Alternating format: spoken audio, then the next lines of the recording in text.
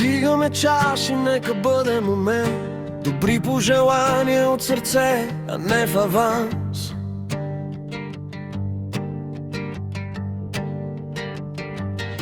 Живи и здрави да се събуждаме и всеки ден успехи да женем.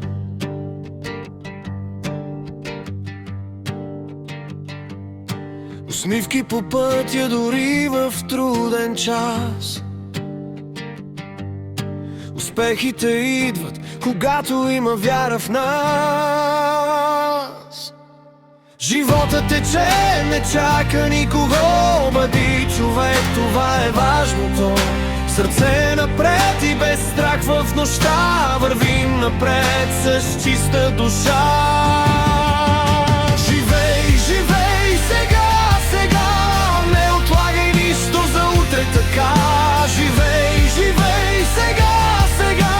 Твоят живот, твоята съдба.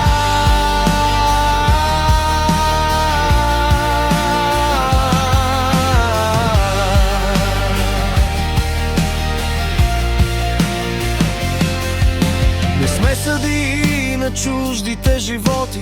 Всеки си носи своите пътища и болки. Нека със сърце да градим своя свят, а не в чужди съдби да търсим отплата.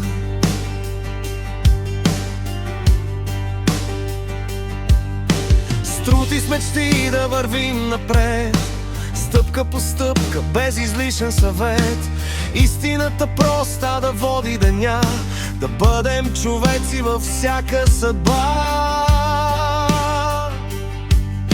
Понякога падаме, после ставаме пак. Живота ни учи на всеки свой знак. Всяка загуба носи урок в сърцето и ни прави по-силни за утрото светло. Да ценим малките истински неща. Усмивка, прегръдка, една доброта.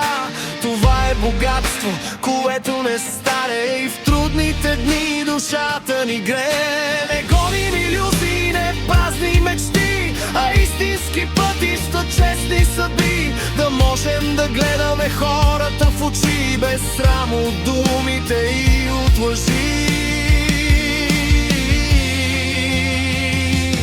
И ако се изгубим в буря и мрак, да вярваме пак ще има и знак, че всичко се връща и всичко тежи, но доброто остава, не се губи.